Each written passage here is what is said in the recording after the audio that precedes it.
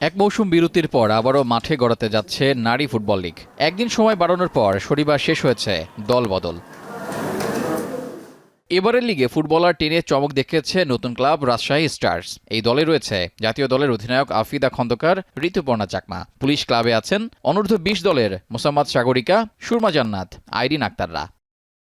দল গড়ায় চমক দেখিয়েছে ফরাশগঞ্জ। জাতীয় দলের তহুরা খাতুনকে দলে নিয়েছে তারা। এছাড়া নেপাল জাতীয় দলে খেলা দুজন ফুটবলারও নিয়েছে ক্লাবটি। এবারের লিগে অংশ নেয়নি ঐতিহ্যবাহী ক্লাব আবাহনী ও মোহামেডান, সাথে নেই বসুন্ধরা কিংসও। এই ক্লাবগুলো না থাকায় কিছুটা রং হারালেও ক্লাব কর্তাদের আশা প্রতিদ্বন্দ্বিতাপূর্ণ হবে এবারের লিগ।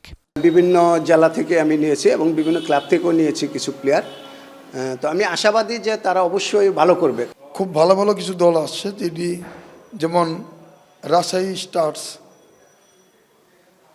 বাংলাদেশ সেনাবাহিনী, বাংলাদেশ পুলিশ।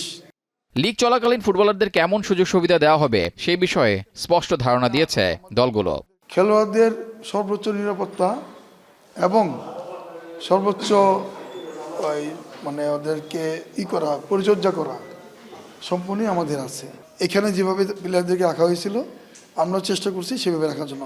আমি আমার দলের কথা বলছি, আর্মি আছে, আনসার আছে, তারাও মনে করেন যে ভালোভাবেই তারা রাখবে। আর বিকেএসপি তো নিজেই একটা ইনস্টিটিউট, সেখানেও ভালো থাকবে। এবারে নারী ফুটবল লিগে অংশ নিচ্ছে মোট ১১টি ক্লাব। আগামী ২৯ ডিসেম্বর থেকে কমলাপুর শহীদ সিপাহী মোস্তফা কামাল স্টেডিয়ামে শুরু হবে এবারের আসর। রেজাউল করিম, এখন, ঢাকা।